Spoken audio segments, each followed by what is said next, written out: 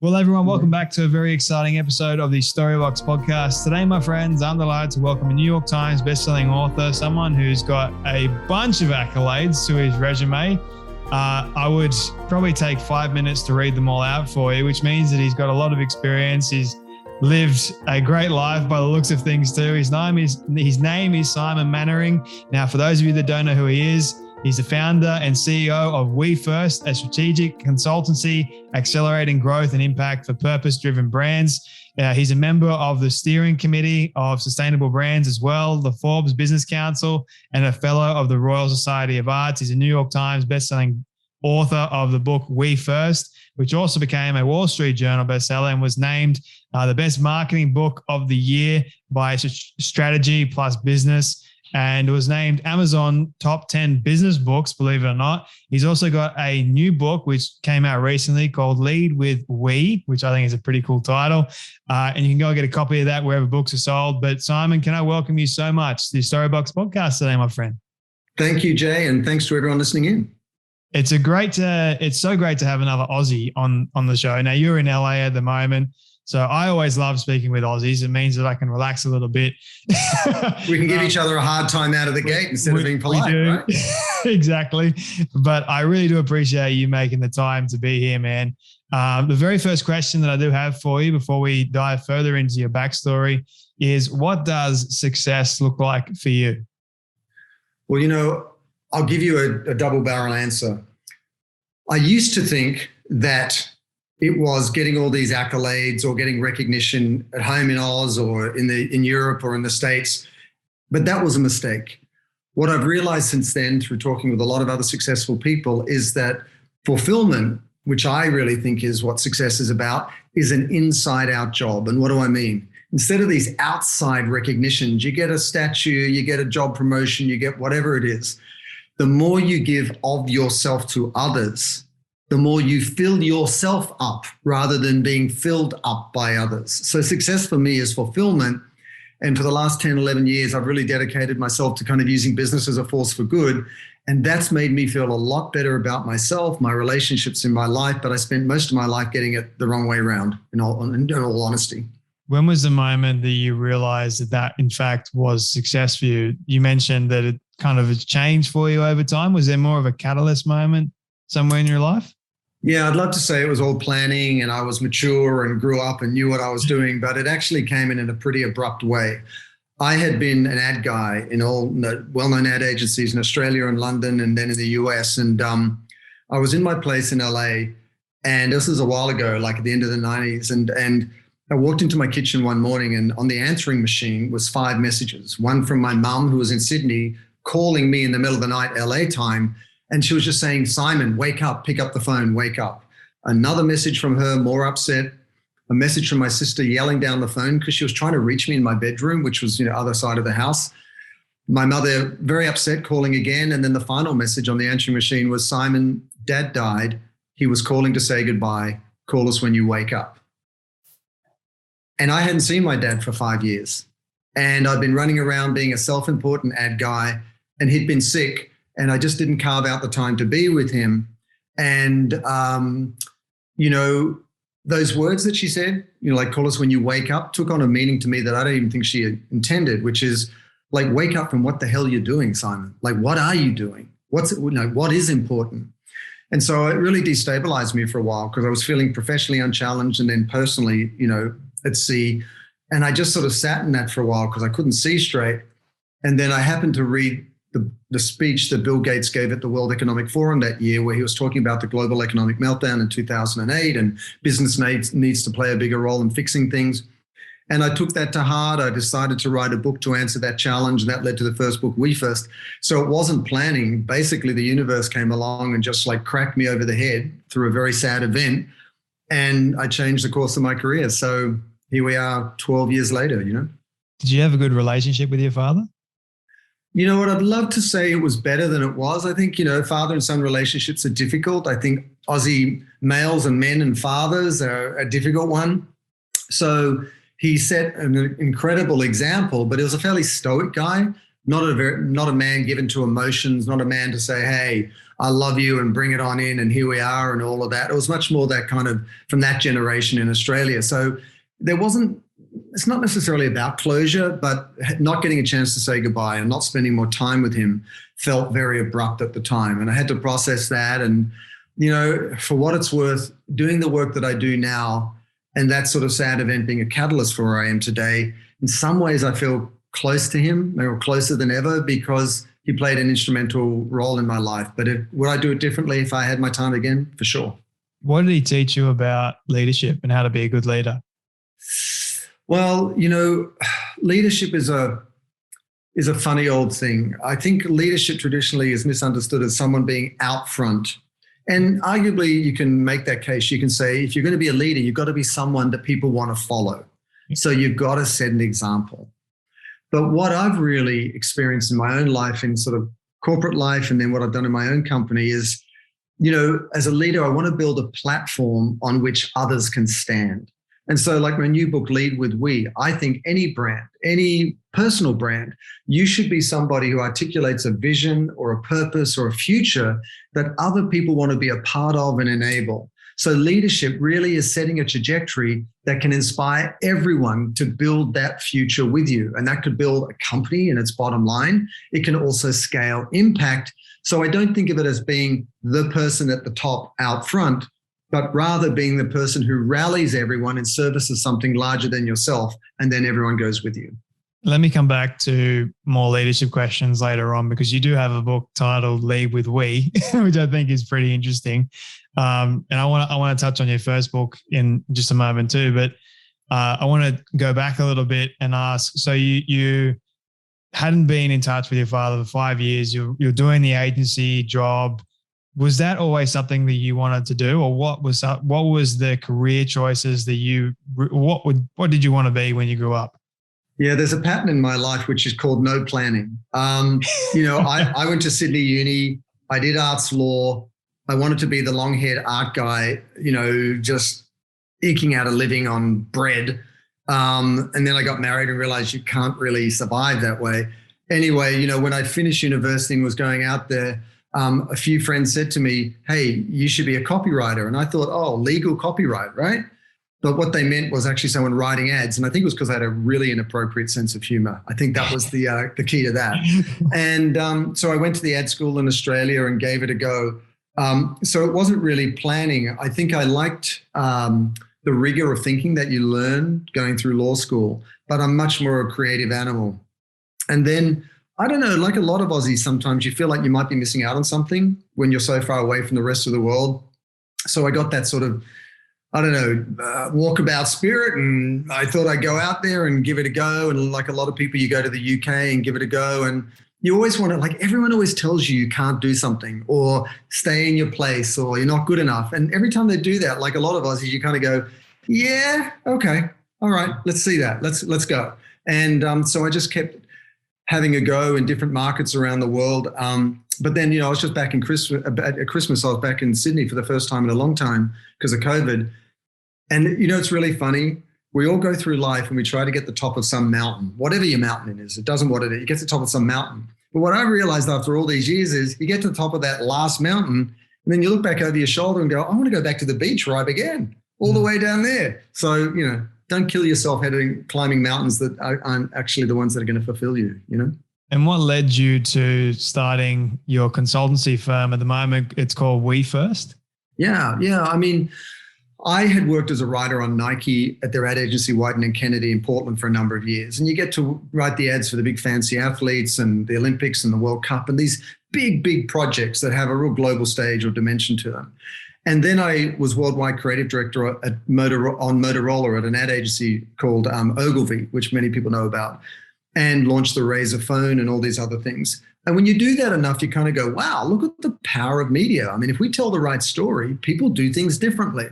So when it came to the global economic meltdown and my father's passing and Bill Gates' speech about the role of business, I thought, wait a second, just in a really dumb, simple way, what if we took the power of storytelling and helped companies do good in ways that are going to build their business? And so I started the book, I started the company, I've written this new book. It's not rocket science. It's just like we have these media tools. why don't we use them to fix things, not just break things or sell stuff?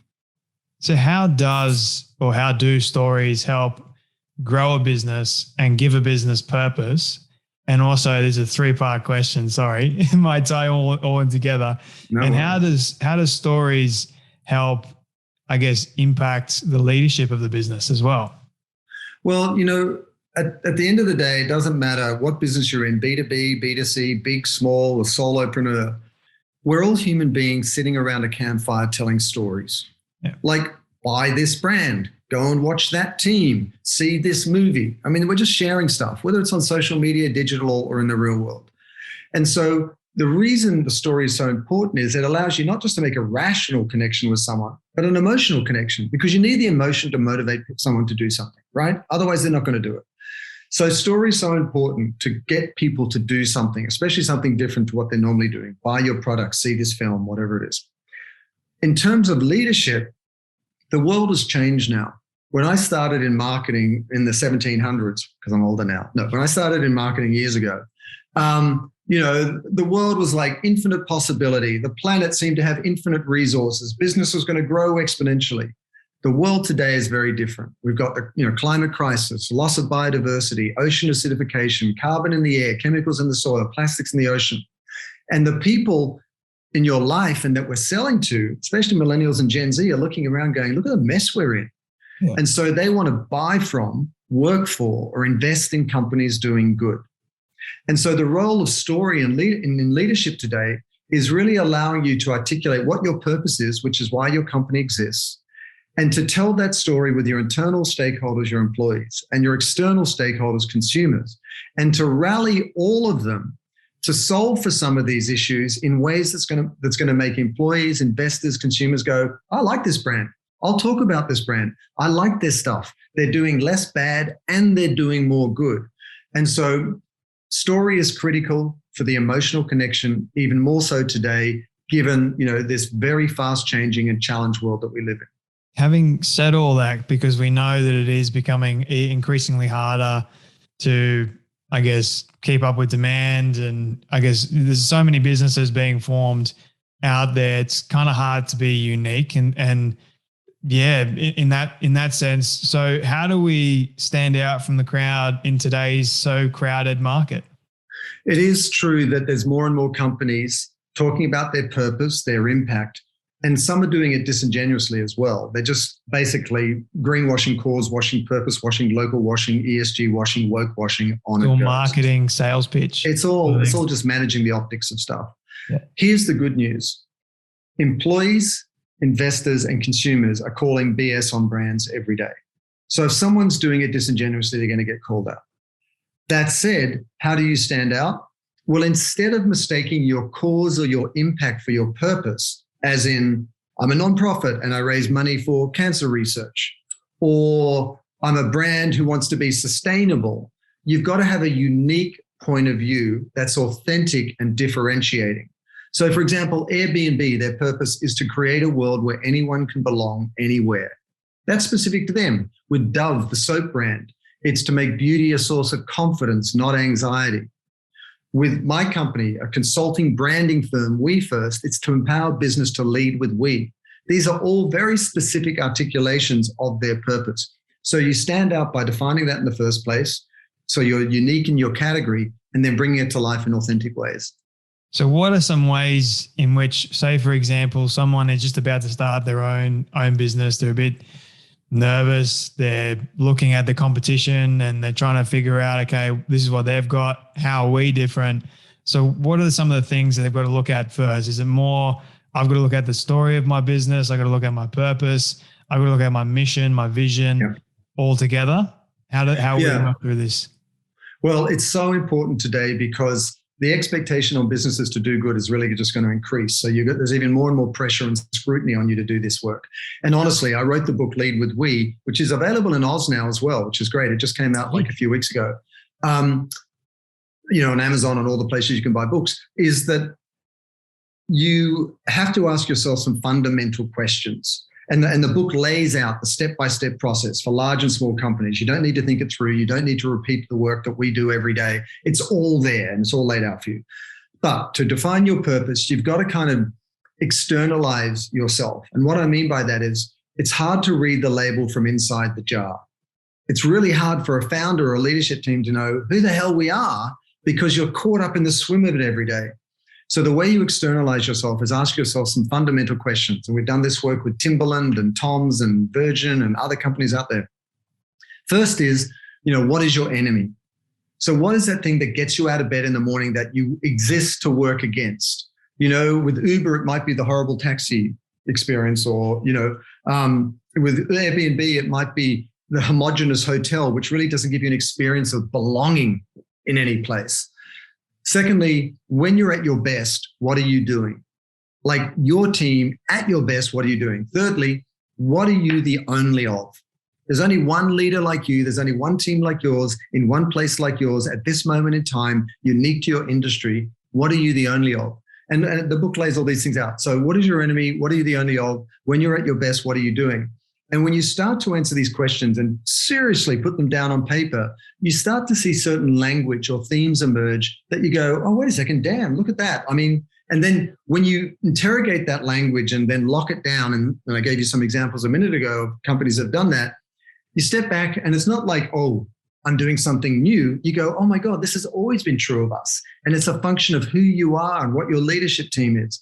So if you do that work, defining your purpose, and then you look at your voice and your values and your tagline as a brand, then you can participate in a marketplace that's increasingly rewarding companies that are showing up and doing good authentically. And I think that's absolutely critical if you want to survive today as a business. Do you have an enemy that you wake up with in the morning? Yeah, I do. In very, very simple terms, and this is not rocket science again. When I sat there in 2007, 2008, living in the States and saw the global economic meltdown from Wall Street to Main Street, and then people were losing their homes, their healthcare, their hopes. It went on to Iceland, to Greece, the Gulf states, all around the world, this massive meltdown. The thing that royally, and pardon the French, pissed me off, really upset me in almost an Australian way, in that kind of mate way where we're all equal, was just how unfair it was. Yeah. And when I really thought about it, and I never cared about any of this stuff before, Jay. I didn't want to go out and fix the world. I was just a self-important ad guy. I thought about it. I was like, oh, this whole me first obsession. Like everyone's just looking after themselves and damn the consequences. So when I named the company We First, it's an antidote to the me first mentality that caused the mess in the first place. So it's pretty clear, How do we prepare ourselves for another economic crisis? Is that actually possible to prevent ourselves going down or our businesses going down? Yeah, I think you've got to look at it on two fronts. You've got to look at the big picture, the macro, whatever. On a global stage, the vast majority and growing number of people are living on $10 under $6 a day. And we're never going to, rewrite our future if we leave them behind. And that's a huge ask on so many levels, which could be 5 hours of conversation. On a more local level, you've got to look at your own company and say, well, wait a second. Am I responsible in my supply chain so that people aren't going to say you're a bad company, we're not going to buy your stuff? Am I treating my people well in terms of diversity and inclusion and benefits and so on, whether they're working hybrid and all those things that, COVID has thrown into relief? And then thirdly, what products am I taking to market and how am I taking them to market? Because the thing is, you've not only got to be sort of positive out there and relevant, you've got to be defensible in this marketplace, because as it shakes out and things get worse and people have less money, they're going to be increasingly conscious of the choices they're making. And so you've got to be bulletproof upstream in your supply chain and downstream in the way you take your products to market. And then just, make decent products that people really need, treat people well, take them to market responsibly, and then manage a business, in a smart way, as you have to at all times. Is it wise to reimagine your business's purpose if challenges arise, or keep true to the original purpose and get through that with that one? Yeah, if the question is, should you change your purpose at any given time depending on the circumstances? What people respond to in the marketplace, and this is very general, but like what we find consumers, and there's a lot of research to back this up, is that companies that are, the more self-assured you are as a company as to who you are, the role you're playing in the world, the more easily they can decide, do they want to support you or not? It's like walking into a party and you go around and you talk to everyone and you try and please everyone and you say you like what everybody likes. And at the end of the night, people are like, seem like a nice guy, but I have no idea who that is. Or going into a party and being really kind of authentic and going, yeah, that's not my cup of tea. I'm really into this. And then the people who are into the same things gravitate around you and stay, and they want to connect and so. So if you try and back out of what consumers want and keep changing who you are and let the tail wag the dog, it's not going to serve you. In the same way, if you jump from crisis to crisis, in the States here, it might have been COVID, then BLM, the Black Lives Matter movement, and then this and then that. You have to play a role in all of these issues, but you also have to make sure that the thrust of the impact you're having and the role you're playing in the world is true now, it's true tomorrow, it's true over the long term. So does that mean we should follow along with trends? I don't think so. Here's how I would put it. The table stakes, which is the baseline that every company needs to deliver on, have expanded. It used to be that you're sustainable, or what big companies called ESG metrics, environmental, social, and governance metrics. But now there's diversity and inclusion, especially after the Black Lives Matter movement around the world. It's really top of mind. And then thirdly, and this is the most important issue for US consumers here in the States, a fair and living wage. And over here, you've seen the restaurant industry bump up to an average wage of $15 an hour, $17 an hour, $20 an hour as the great resignation's going on. Or companies like Amazon bumping up their pay scale. So that's the table stakes. Everyone's got to deliver on that if they're going to have a social license to operate, if they're going to be allowed to operate in business. Above and beyond that, then pick your issue. And let me give you an example. During COVID, so many great companies went out there and made PPE equipment, right? Because we needed it. But another company called Harry's, which is a razor subscription company here in the States, they said, well, actually, who's our audience? It's young men. What's happening to young men during COVID? There is a disproportionate amount of suicide in young men than people are aware of. And that got even worse during COVID because they lost their jobs, they lost their hopes. So instead of making PPE, they actually worked with Crisis Text Line to provide mental health support for young men who were struggling. And that is authentic to who they are. It's specific to a need that is relevant to COVID, but it's doing something different to what a lot of other brands are doing. Yeah. It's kind of similar to what I try to do because I realized that very thing here in Sydney, Australia, or just in Australia in general, like the massive mental health impact. So I'm like, why not give people a sense of hope? Why not give people good stories of people that are still, they're struggling, but they've been able to use that struggle for good in their life. Right. And that helps other people see that, hey, it's not impossible. If they're doing it, I'm not alone in this. Let's all come together. So it kind of appeals to your lead with we analogy or title of the book, really, in essence. It does. And, in essence, lead with we is this.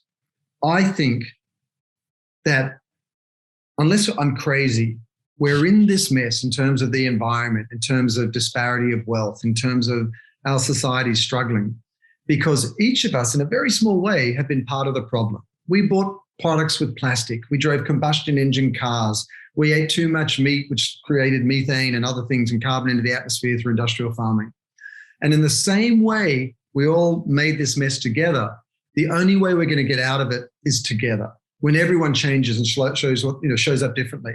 And we're seeing people buy more responsible products. We're seeing people drive alternative energy vehicles, but we're not moving far enough, fast enough. So what the book Lead with We lays out is this whole idea of how do you lead, as in make the choice to lead with as many stakeholders as possible, bringing as many people with you to benefit the greatest number of people. That's the we, in ways that drive growth. And I give all the research, the examples, large and small companies, the system that you go through to do it. Because otherwise, what's the alternative? Yeah. Half the people will do good, half will do bad, we'll never get anywhere. Or we'll all do bad and the human race will be out of business before we know it. So we're all going to have to show up differently. And you can do it in a way that builds your business. And at the end of the day, not only will you grow your business, and there's lots of examples of companies doing this, but you'll feel better too. You'll just like the way you're showing up in the world. You'll feel like there's kind of meaning and significance to all the effort you're putting in. And I think that's really important as well. In today's day and age, with the current crap that is going on in the world. And I think it's becoming a lot harder for people to distinguish between whether something is actually really good and then it ended up turning out between it not being good. What we thought it was good in originally, we started to follow along with it, and then all of a sudden it turned into complete shamble. How do we actually make the choice to follow along or follow someone that's leading in a good way and actually make sure that that is going to be a long-term, sustainable, good thing to keep following? Yeah, it's a problem we all face. And as I mentioned, employees, investors, and consumers will call out brands. Look at Google, Apple, Facebook, all being called out by their own employees. Even the big consulting firm, McKinsey, they had 1,200 employees write an open letter to leadership not long ago, a few months ago, saying, we're not happy with you supporting the biggest polluters in the world through the work we do at our company. So that's encouraging. But secondly, for a long time, we were never given the tools to make an informed decision. So you and I would buy a simple product that we use in our daily life, not knowing that chemicals were going in the river to make it, plastic was going in the ocean. And what's so exciting right now is that consumers are demanding responsible products. And so companies are developing tools and apps and labeling and certifications that tell you how good a product is. So for example, I was on the jury for the Cannes Advertising Festival last year for the Sustainable Development Goals. And we gave the Grand Prix, the biggest prize, to the 2030 Calculator, which is a simple tool that lets any business anywhere in the world get the metrics around the carbon footprint of the product they're making so they can then tell consumers.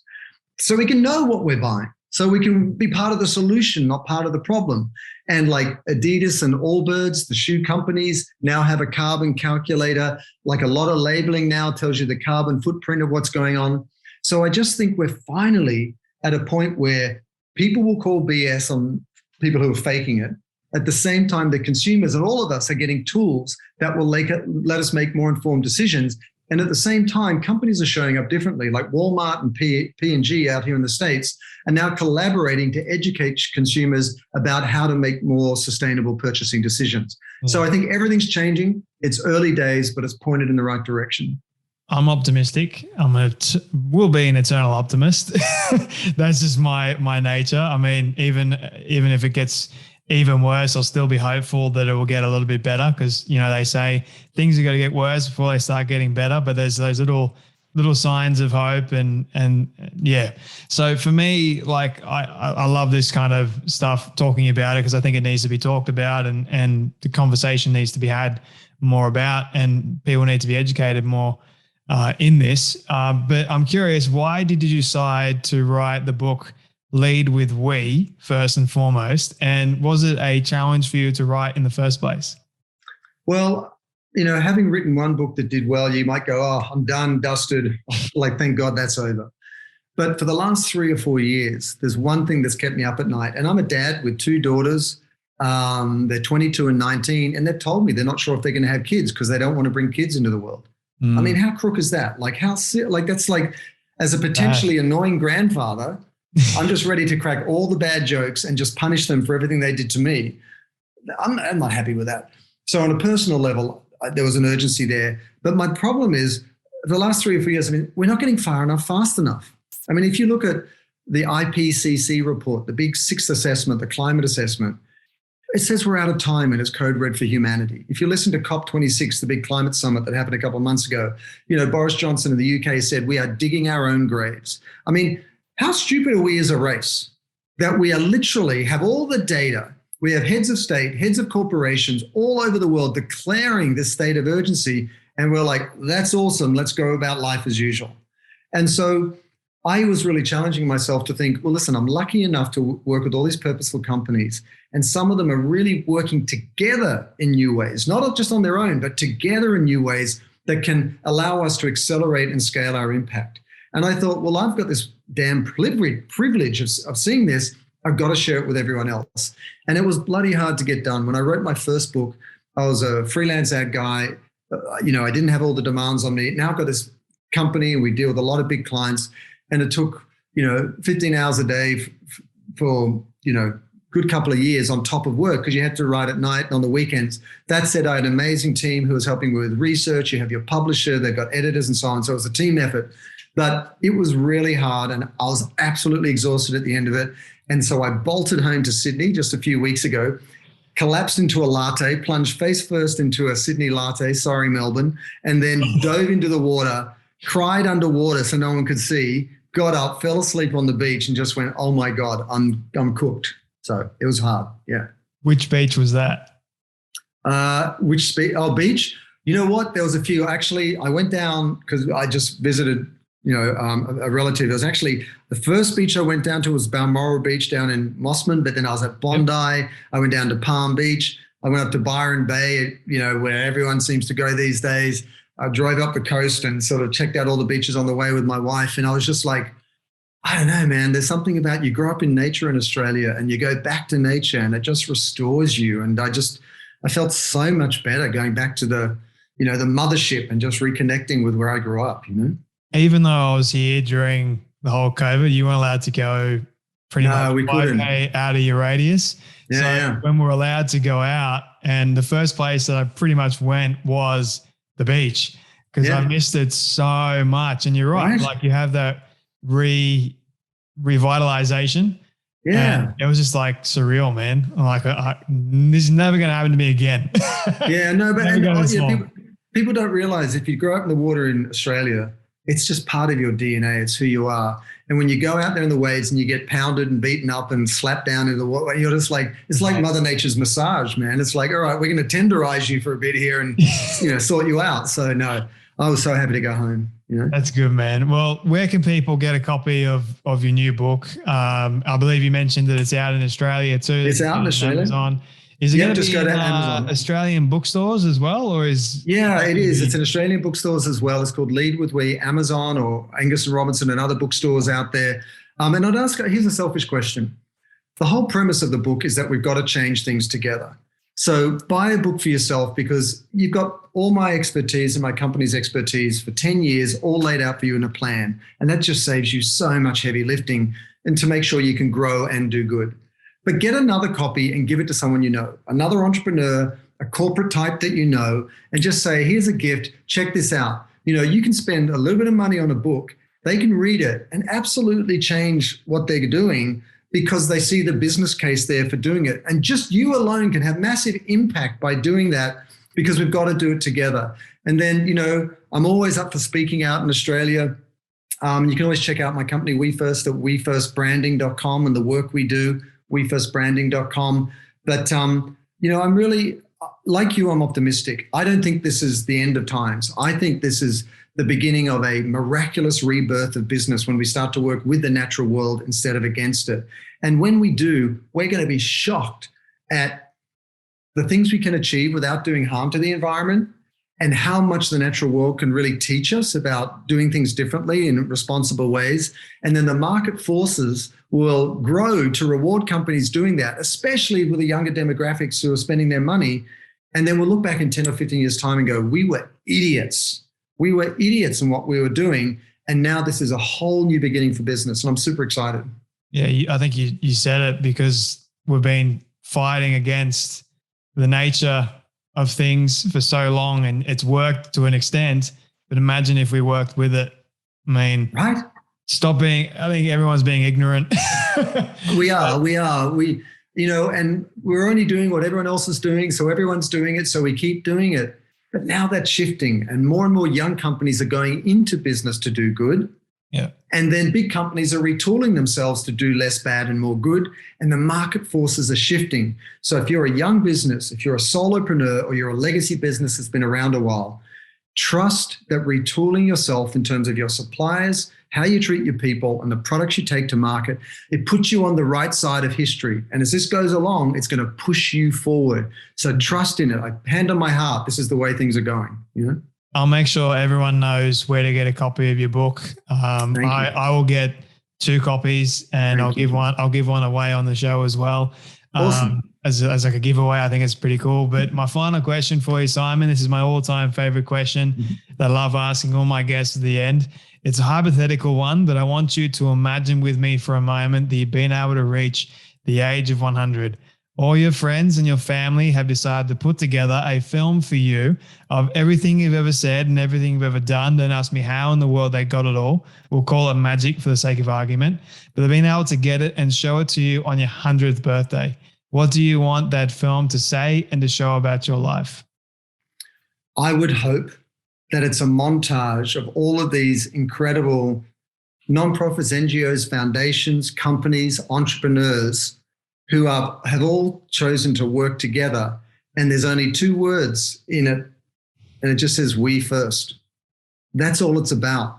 If we work together, there's nothing we can't do. I swear to God, there's too many examples out there for me to have to mention. But if we're not working together, we're in real trouble.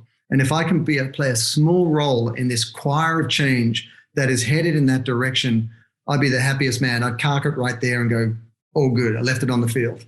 I did my job. Yeah. I love it, man. It's a great send-off message. Simon, thank you so much for your time today, man, for your stories, your wisdom, your advice. I think it's going to help a lot of people.